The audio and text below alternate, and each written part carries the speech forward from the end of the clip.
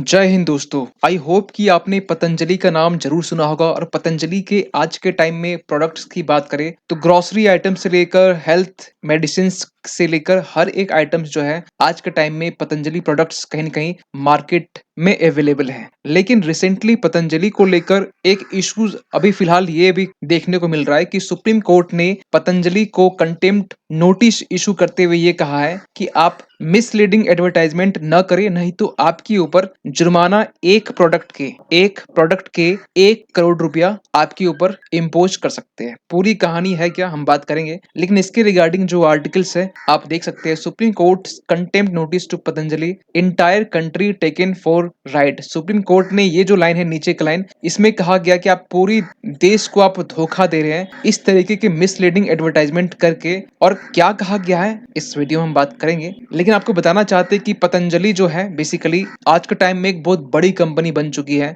जिसकी शुरुआत 2006 में होती है और आज के टाइम में इनकी जो टर्नओवर है वो थाउजेंड्स ऑफ करोड़ में है। सो पूरा कॉन्टेक्स्ट है क्या, इसको समझते देखिए। सुप्रीम कोर्ट ने कल के दिन में ट्यूसडे पतंजलि आयुर्वेद को यहाँ पर यह कहा गया कि आप मिसलीडिंग एडवर्टाइजमेंट जो कर रहे हैं, जिसको लेकर पिछले साल नवंबर में सुप्रीम कोर्ट ने एडवर्टाइजमेंट को लेकर पतंजलि को फिर से फटकार लगाया था, क्योंकि इसके पहले मल्टीपल केस सुप्रीम कोर्ट में पिटीशन फाइल किए गए हैं। लेकिन यहाँ पर जब पिछली बार नवंबर के टाइम में पतंजलि ने खुद कहा था कि एडवर्टाइजमेंट ऐसा नहीं करेंगे, लेकिन इसके बाद भी यहाँ पर जो एडवर्टाइजमेंट किया गया और बेसिकली यहाँ फोकस किया गया ऐसे प्रोडक्ट के ऊपर जो बेसिकली रिलेटेड है डिजीज को लेकर या फिर अदर मेडिकल कंडीशंस है इसको लेकर। और सुप्रीम कोर्ट ने यहाँ साफ साफ कहा है कि entire country was being taken for ride, आप पूरी देश को धोखा दे रहे through such misleading advertisement. Actually बता दे कि ये जो पिटीशन है ना, फाइल करने वाले कौन है, Indian medical association IMA, I hope का नाम सुना होगा, allopathy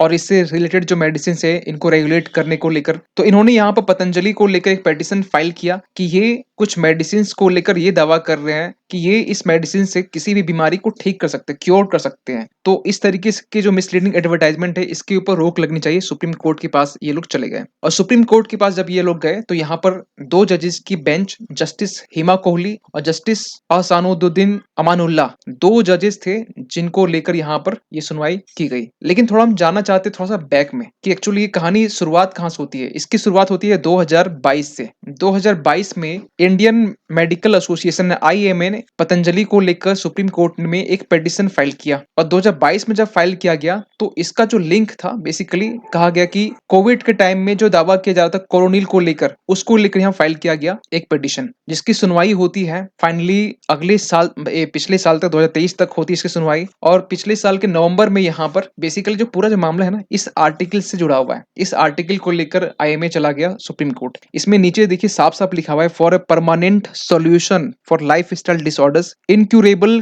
chronic and genetic diseases. तो ये सब जो चीजें लिखी हुई है ये जो रेड बॉक्स में, इसी को आधार बनाकर IMA चला गया supreme court. Finally supreme court में जब ये चीजें पहुंची, पिछले साल की हम जब बात कर रहे हैं, तो यहाँ पर पतंजलि ने भी एक्सेप्ट किया कि ठीक है ऐसे जो मिसलीडिंग एडवर्टाइजमेंट है अपने साइड से नहीं करेंगे। इन्होंने भी एक्सेप्ट किया, सुप्रीम कोर्ट ने वहां पर छोड़ दिया। लेकिन फिर से जब चीजें रिसेंटली जब मिसलीडिंग एडवर्टाइजमेंट को लेकर जो खबरें निकल के आई, सुप्रीम कोर्ट ने खुद से संज्ञान लिया और यहाँ पर पतंजलि को फिर से कोर्ट बुलाया। और कोर्ट बुलाने के बाद में सुप्रीम कोर्ट ने जो कहा वो सुनिए। सुप्रीम कोर्ट के जो जज है उन्होंने ये कहा, you had the courage and guts to come up with this advertisement. मतलब पिछले बार समझाने के बाद भी, पिछले बार आपने एक्सेप्ट करने के बाद भी आप फिर से ऐसे एडवर्टाइजमेंट लेकर आ पाए हैं। फिर आगे कहा गया कि परमानेंट रिलीफ की आप बात कर रहे हैं, what do you mean by permanent relief, is it a cure? तो ऐसी चीजें बोल के यहाँ पर सुप्रीम कोर्ट ने फटकार लगाई पतंजलि को। इवन यहाँ पर सुप्रीम कोर्ट की तरफ से ये भी बोला गया कि we are going to pass a very very strict order,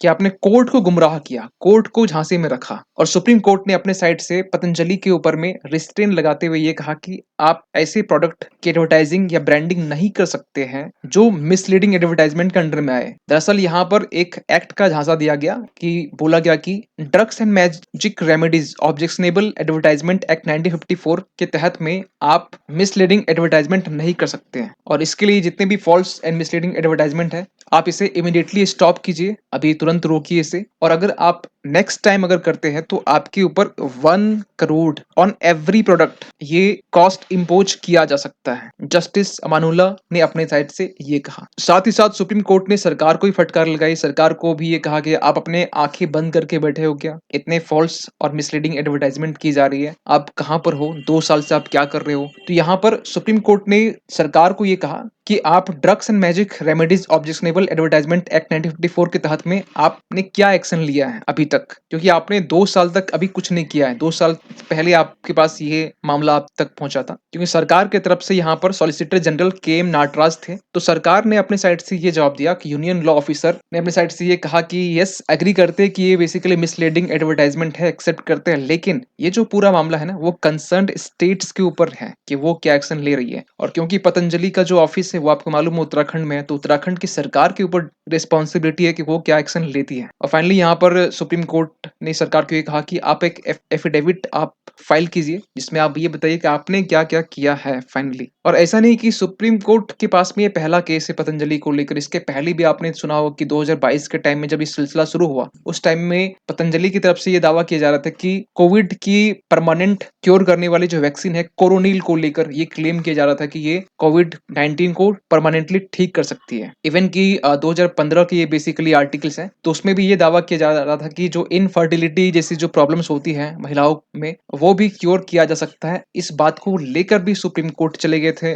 IMA. तो लगातार कहीं न कहीं पतंजलि को लेकर बाबा रामदेव को लेकर जो इश्यूज है कहीं न कहीं सुप्रीम कोर्ट में आईएमए को लेकर चलता रहता है। और क्योंकि सुप्रीम कोर्ट ने बार-बार पतंजलि को कहीं न कहीं इसके रिगार्डिंग बात कही है, लेकिन बाबा रामदेव का एक तरफ ये कहना है कि ये एक पूरी कॉन्स्पिरेसी है जो बेसिकली एलोपैथी को की जो सपोर्टर्स है या फिर जो आईएमए है उनके तरफ से साजिश की जा रही है मेरे खिलाफ में, ऐसा कुछ नहीं है और ये जानबूझ के हमें फंसाने की कोशिश की जा रही है। लेकिन इन सब बातों में ना एक बात तो फैक्ट है कि योगा जो आज के टाइम में जो घर-घर में है, आज हर घर में योगा है। इनको कहीं न कहीं योगा तो एंशिएंट टाइम से चलता आ रहा है, लेकिन आज के टाइम में अगर योगा घर-घर में है तो उसकी उसका जो पूरा श्रेय है ना वो बाबा रामदेव को जाता है। सो फिलहाल अभी इस मैटर को लेकर मिसलीडिंग एडवर्टाइजमेंट को लेकर आपका क्या मानना है? कमेंट कीजिएगा। मिलते हैं किसी अगली वीडियो में, तब तक के लिए थैंक यू सो मच।